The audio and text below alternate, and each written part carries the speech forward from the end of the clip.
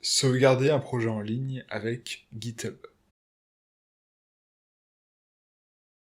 Git est un logiciel de gestion de version décentralisé. C'est un logiciel libre et gratuit créé en 2005 par Linus Torvalds, auteur du noyau Linux. Git permet de gérer les ajouts et changements apportés au code source de manière tracée. Imaginons que le projet soit stocké seulement en local. Le disque dur devient défaillant et on perd tout notre travail. Alternativement, on peut utiliser un serveur Git pour stocker notre projet dans un dépôt appelé repository en anglais. Ainsi, notre projet reste enregistré quelque part. On peut également revenir en arrière par rapport aux versions du projet. Mieux vaut prévenir que guérir. GitHub est une plateforme open source de gestion de version et de collaboration destinée aux développeurs de logiciels. Livrée en tant que logiciel à la demande, la solution GitHub a été lancée en 2008. Elle repose sur Git.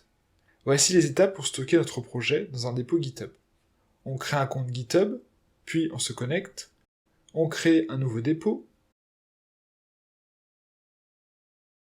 on lit notre projet local avec le dépôt distant, on copie le projet local dans le dépôt. Une fois connecté sur ta page de profil, on clique sur New Repository pour créer un nouveau dépôt. On ajoute un nom pour le dépôt, Laptop_Marketplace. Tu peux choisir de laisser le projet visible publiquement. Dans mon cas, je coche privé. Ensuite, on clique sur Create Repository. Sur cette page s'affiche un récapitulatif des commandes Git à utiliser pour lier un projet local avec le dépôt distant fraîchement créé. On copie-colle la première commande dans un terminal. Cette commande permet de créer un fichier de documentation du projet. Dans un readme.md, en général, on explique comment installer les dépendances du projet, comment le démarrer et le tester. À présent, on utilise la commande git init à la racine du projet pour initialiser Git pour le projet. Une fois que le projet est initialisé, un dossier caché commençant par un point est créé dans le projet. Certains fichiers générés pour un projet ne sont pas requis. Par exemple, les fichiers créés par l'éditeur de code .id, les fichiers Python compilés pyc.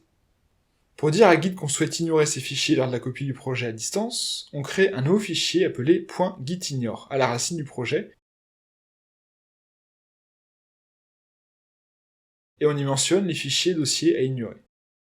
En ressources, j'ai partagé une liste générique de fichiers à exclure, j'ai trouvé ça en ligne pour un projet Django. Tu peux la réutiliser.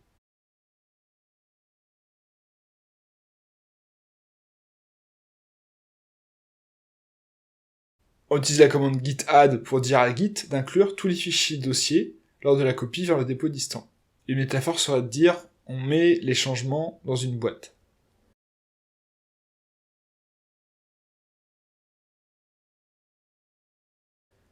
On utilise la commande commit pour demander à Git de mettre tous les changements ensemble, comme si on mettait une étiquette sur une boîte qu'on souhaite envoyer quelque part.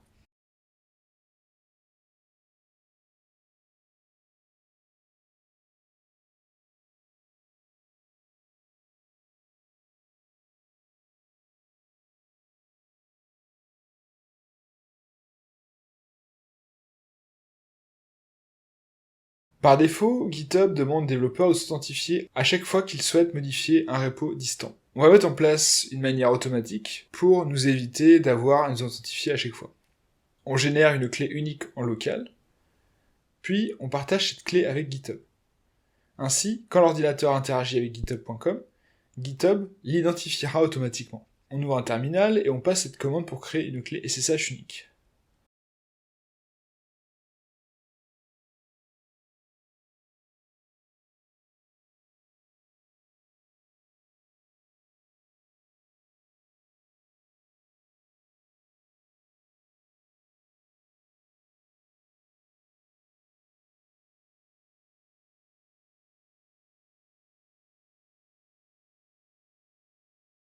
On affiche le contenu de la clé et on le copie dans le presse-papier.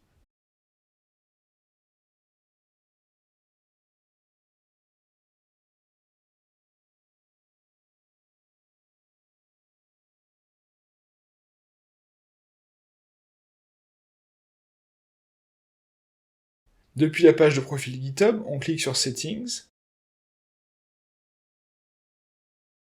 puis le lien SSH, on clique sur le bouton Add New SSH Key. On choisit un nom pour identifier la clé, et on colle le contenu de la clé. Maintenant, on exécute la dernière commande pour synchroniser notre projet avec le repo distant.